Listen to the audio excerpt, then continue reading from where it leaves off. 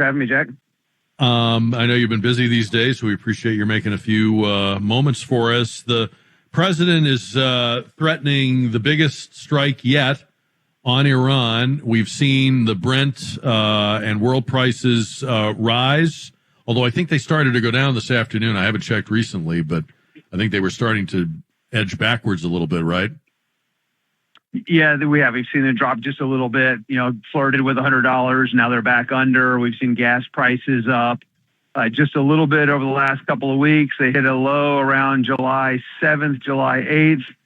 Now they're back up. I think the average is around $4 a gallon. Granted, that's a national average, and you got to include a couple of states like California and Maryland that raised their gas taxes on July 1st. Yeah. I know I paid $5.59 in Massachusetts last weekend. What is, I guess my question to you is, what is the likely effect of this intensifying or resumption of air attacks on Iran? What do you think is going to happen with these prices? Well, I think the United States is not going to be feeling the pain as much as Europe is. Europe gets more than 50% of their energy through the Strait of Hormuz. And what's the U.S. done? We've increased production, hitting records for production here in the United States. Our natural gas prices have remained relatively calm, so our electricity prices shouldn't be, getting any impacts from the battle and conflict in Iran.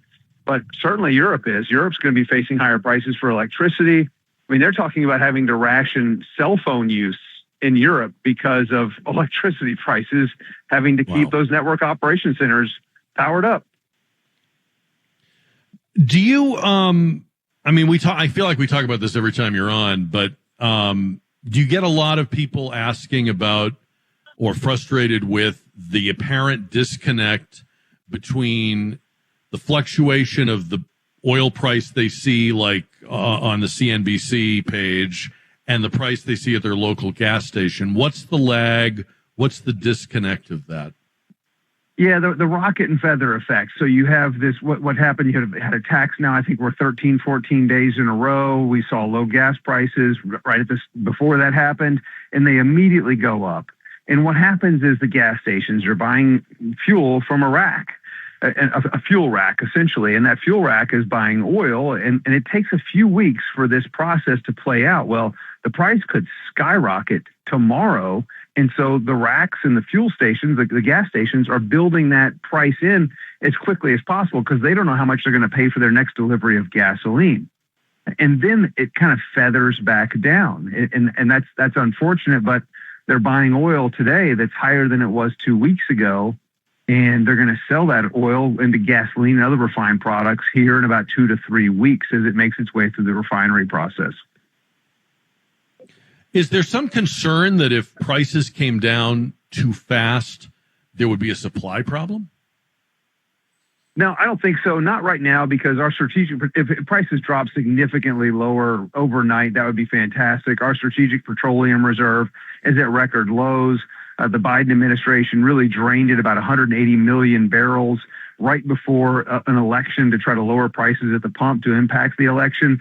Now the President Trump has taken our strategic petroleum reserve. It hasn't been 180 million barrels lower, but they've done about 150 million barrels and done a coordinated effort with over 31 other countries to try to keep the shocks from hitting consumers around the world. It's proven somewhat effective. There were people that were saying oil was going to get to $150, $200 a barrel. That never happened. It hasn't materialized. What's happened is the American producer has increased production.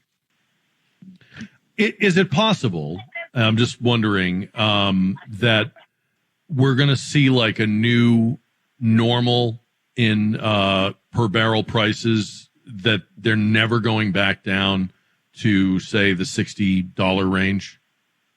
No, I don't think so. I mean, we've seen 60s earlier this year, and companies are learning to do more with less. And so I think you're going to continue to see this innovation driven here in the United States. And I think there's going to be some more oil plays that come on board. Look, and Alaska has had some issues where they've tried to do leases of minerals, places where there's oil field plays in Alaska, and no one bid on it. And so the state of Alaska came to the table and bid on leases. And this is kind of what's frustrating is some of the major oil and gas companies and the major financial institutions of the United States have these policies where they won't make capital available if they're drilling in the Arctic National Wildlife Refuge.